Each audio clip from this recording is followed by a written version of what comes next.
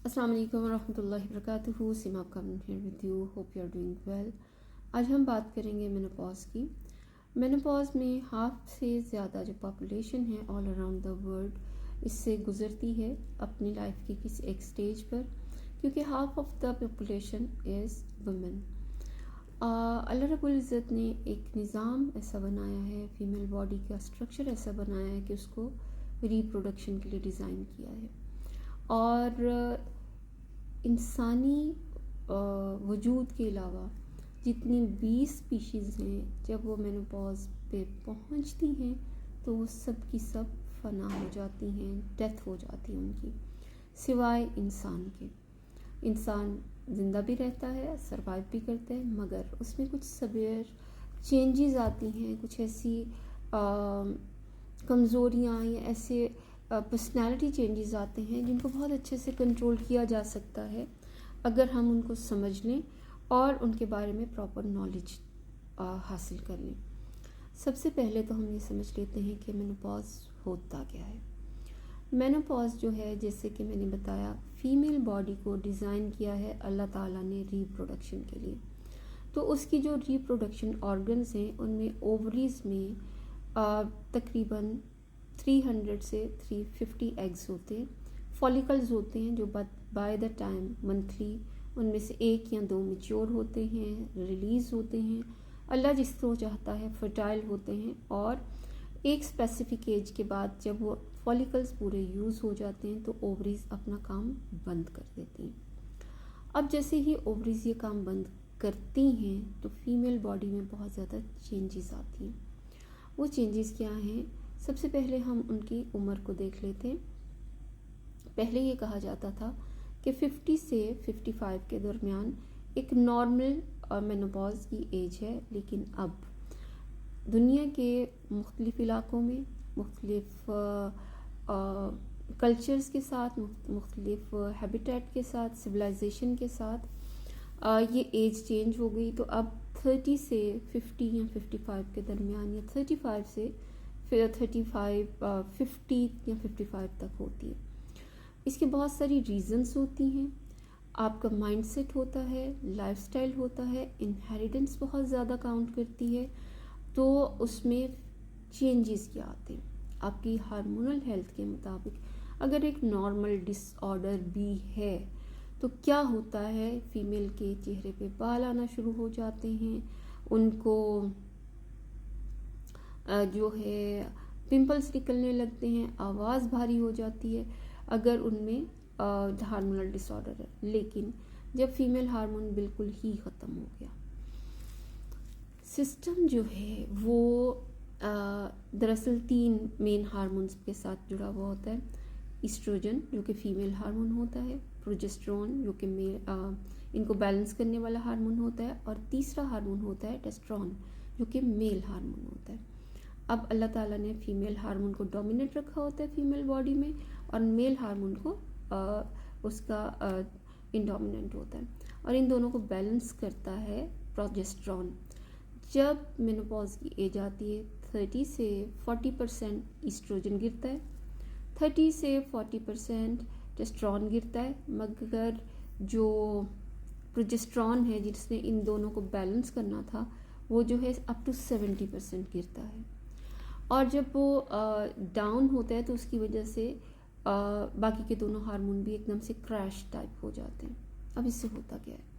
इससे एकदम से एजिंग होती है, स्किन सैग करती है, बाल गिरते हैं, जोड़ों में दर्द होती है, डिप्रेशन, क्योंकि आउटर चेंजेस बहुत ज़्यादा फास्ट हो रही होती हैं। तो उसकी वजह से क्या होता है कि डिप्रेशन का लेवल बहुत हाई हो जाता है। अब जब डिप्रेशन का लेवल हाई होता है तो पेसिमिज्म बढ़ता है, मायूसी बढ़ती है। अब अंदर से पूरा सिस्टम हिल गया। तो joint pain it's very normal. Inner जो मसल्स हैं वो लूज़ हो जाते हैं। तो अक्सर ख़वातीन ऐसी होती हैं जो अपने यूरिन पे कंट्रोल नहीं कर पाती हैं, और सीट वेट हो जाते हैं या कपड़े वेट हो जाते हैं। और बट अगेन इट डिपेंड्स कि उनकी हार्मोनल कंडीशन के साथ मेंटल कंडीशन कैसी है, ब्रेन फॉग बहुत ज़्यादा होता है, चीज़ें भूलना स्टार्ट हो जाती हैं। अब फटीग बहुत ज़्यादा होती है, अगेन फटीग होती है, अगेन फटीग होती है, और बहुत ज़्यादा फटीग होती है। मस्कुलर पेन बहुत ज़्यादा होती है, हेडेक बहुत ज़्यादा होती है, और उसमें जो होता है कभी वेट बहुत रैंडमली गेन हो जाता है और कभी बहुत लूज़ हो जाता है। अब गुस्सा, चिड़चिड़ापन, नाराज़गी, मायूसी बहुत ज़्यादा काउंट करता है, और कभी मीठा खाने का बहुत ज़्यादा दिल चाहता है, मीठा मीठा मीठा और बहुत ज़्यादा मीठा। अब इनको हम कंट्रोल कर सकते हैं, इन साइंस को काम डाउन कर सकते हैं, और उसके जो कोई तरीके हैं वो हम आपको बताते हैं। लेकिन सबसे पहले मैं आपको बताती हूँ, जो मेनोपॉज होता है वो 2 टाइप का होता है। एक नेचुरल, जिसके बारे में मैंने अभी आपको बताया, और जो कि by the time of age होता है, और एक होता है सर्जिकल या मेडिकल।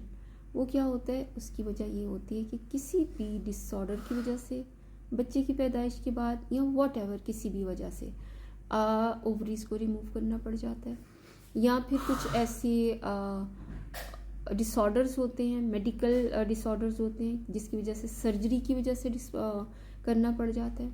कभी ऐसा होता है कि यूट्रस में फाइब्रॉइड्स हैं, तो उन फाइब्रॉइड्स को हील करने के लिए, कभी पीरियड्स रोकने के लिए अगर मेडिसिन दी जा रही है तो वो वक्ती होता है, उसको दोबारा भी किया जा सकता है, बट डिपेंड करता है किस टाइप का केस है। मगर जिस टाइप का भी केस है, उसके साइंस, उसके आफ्टर इफेक्ट्स, उसके सिम्टम्स तकरीबन सेम होते हैं।